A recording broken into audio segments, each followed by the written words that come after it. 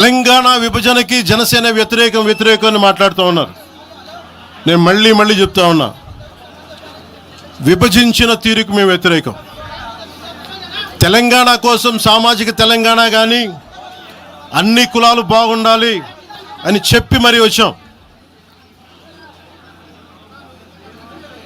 Parliament తలుపులు మూసి తెలంగాణని ఆంధ్రాని విభజించిన తీరు మీద తప్పుని చెప్పాను తప్ప తెలంగాణ సంస్కృతి మీద కానీ తెలంగాణ రాష్ట్ర ఏర్పాటు కానీ ఎప్పుడూ జనసేన వ్యతిరేకం కాదు. ఇది తెలంగాణ ప్రజలకి చాలా స్పష్టంగా తెలియజేస్తా ఉన్నాం. నాకు నిలబడింది కష్టాల్లో ఉన్నప్పుడు ఒక్క నిమిషం సార్, ఒక్క నిమిషం మాట్లాడేవాడిని సార్. తెలంగాణ ఆంధ్రప్రదేశ్లో నన్ను తిరగనివ్వమని మాట్లాడుతూ ఉంటే నాకు వారాహి అనుమతినిచ్చింది తెలంగాణ ప్రజానికే నాకు అనుమతి ఇచ్చారు. నాకు అలాగే నాకు గత వైసీపీ ప్రభుత్వం మిమ్మల్ని ఆంధ్రాలోకి అడుగు పెట్టనివ్వంటే కోదాడ, నల్గొండ అన్ని ప్రాంతాల నుంచి వచ్చి నాతో పాటు అండగా వచ్చారు నా తెలంగాణ అన్నదమ్ములు, జన సైనికులు. నేను చాలాసార్లు మా నాయకులందరినీ అడగండి, మనం పార్టీని ఇక్కడ బలపెడదాం అంటే నేను ఒకటే చెప్పా, తెలంగాణ వచ్చిన ఈ సందర్భంలో మనం కూర్చోబెట్టి మాట్లాడితే ముందు అది వేరేగా వెళ్తుంది. తిరగండి, జనసేన ఆశయాలను తీసుకెళ్ళండి, ఆ రోజు సంగతి చూద్దాం, ప్రజలు కోరుకున్న మీద చూద్దాం తప్ప నాకేమి ఇక్కడ కూర్చొని ఆంధ్రప్రదేశ్లోనే అధికారం కోరుకునేవాడిని, తెలంగాణలో నేనే అధికారం కోరుకుంటాను, ఒక మార్పు తప్ప.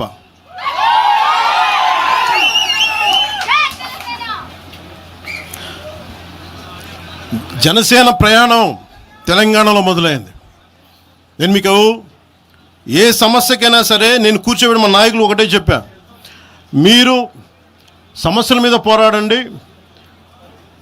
నాకు బాగా ఇబ్బంది కలిగించే అంశం ఈ మధ్యన పదే చూస్తూ ఉన్నాను. మాట్లాడితే ఆంధ్ర అని చెప్తా ఉన్నారు. తెలంగాణ ప్రజలకి ఆంధ్ర మీద విద్వేషం లేదు, తెలంగాణ నాయకులందరికీ విద్వేషం లేదు. తెలంగాణ ఏర్పాటు కావాలని కోరుకున్నారు కానీ ఆంధ్ర ప్రజల మీద ఎక్కడా విద్వేషం చూపించలేదు. నిజంగా తెలంగాణ ప్రజలు కానీ మొత్తం తెలంగాణ నాయకులు కానీ విద్వేషం చూపించి ఉంటే ఈ రోజున ఒక్క ఆంధ్ర ప్రాంత వ్యక్తి కూడా ఇక్కడ తెలంగాణలో ఉండలేడు. ఇది తెలంగాణ తాలూకు ప్రేమ, తెలంగాణ ప్రజల తాలూకు ప్రేమ, ఇవన్నీ ఎవరు మర్చిపోరు. నాకు ఈ మధ్యన వస్తా ఉంటే నువ్వు హైదరాబాద్లోకి ఎలా అడుగు పెడతావు, నీకు హైదరాబాద్లో ఏం పని, ఇది నేను ప్రత్యేకించి చెప్తా ఉన్నా. మీరెవరైనా నన్ను బెదిరించే వాళ్ళ మీ అయ్యే జాగీరా తెలంగాణ.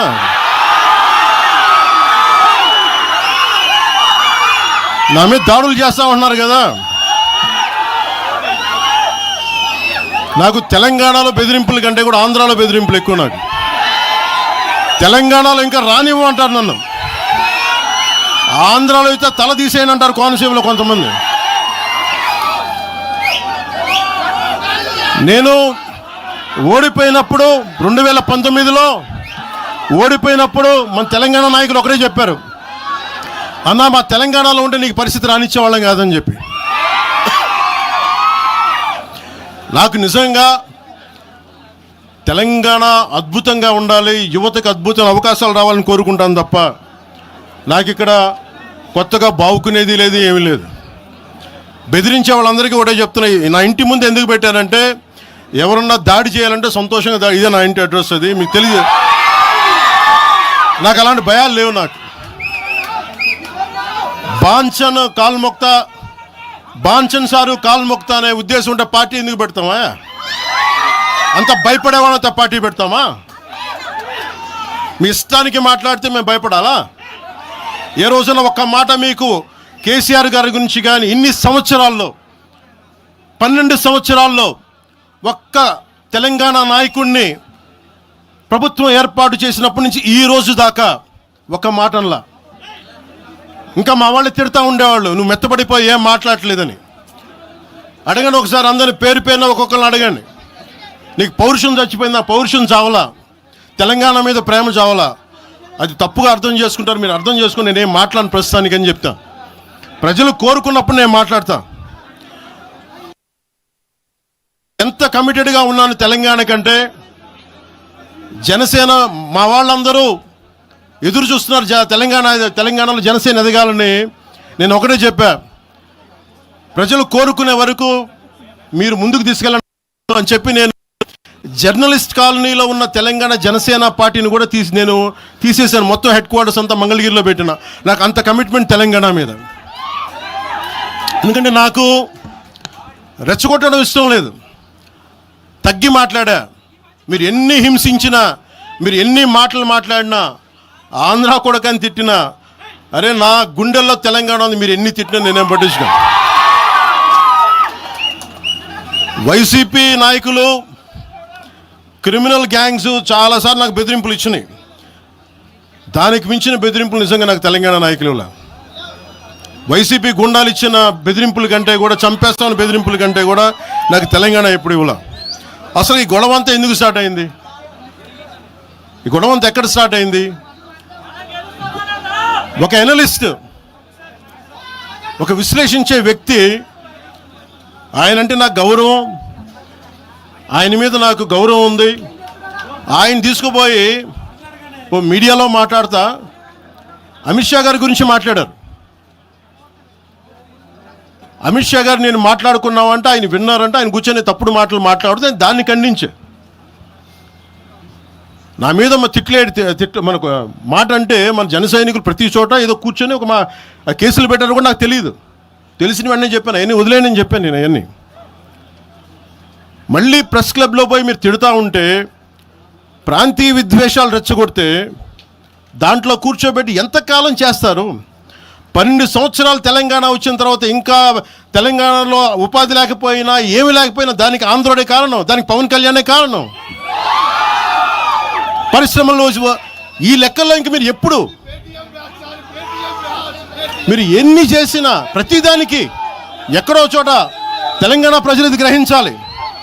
ఉద్యోగాలు రాకపోయినా, ఉపాధాలు రాకపోయినా ప్రతిదానికి ఆంధ్రోడు కారణం అంటే, ఆంధ్ర ప్రజలు నిజంగా ఎందుకు వస్తారు ఇక్కడికి? తెలుగు చిత్ర పరిశ్రమ ఎందుకు వచ్చింది? ఎక్కడో మద్రాసులో ఉండే తెలుగు చిత్ర పరిశ్రమ ఇక్కడ రావడానికి కారణం తెలంగాణ ప్రత్యేక రాష్ట్రం కావాలని కోరుకున్న నాయకులు చెన్నారెడ్డి గారు తీసుకొచ్చారు ఇక్కడికి. ఆయన తీసుకొచ్చారు ఇక్కడికి. 50 సంవత్సరాలు కలిసి ఉన్న రాజధాని ఇక్కడ సడన్గా పోయి మీరు ఇక్కడ రాకూడదు అని కొంతమంది నాయకులు, తెలంగాణ ప్రజలు వేరు. నేను మొదటి రోజు నుంచి చెప్తా ఉన్నా, పాలకులు వేరు, ప్రజలు వేరు. తెలంగాణకి అన్యాయం చేసిన పాలకుల్ని, దాంట్లో పవన్ కళ్యాణ్ కూడా, వాడిని కూడా ఉరిదీసాను పర్లా. పాలకులు వేరు, ప్రజలు వేరు. మీరు పాలకులను తిట్టుకున్న ప్రజలను తిడితే, విద్వేషాలు రెచ్చగొడితే ఈ దేశం ఎటుపోద్ది? సూరత్లో తెలుగు ప్రజలు ఉన్నారు. రేపు వచ్చిన గుజరాతీ మనుషులందరూ గుజరాతీస్ అందరూ కూర్చొని తెలుగు వాళ్ళు ఇక్కడ ఉండకూడదు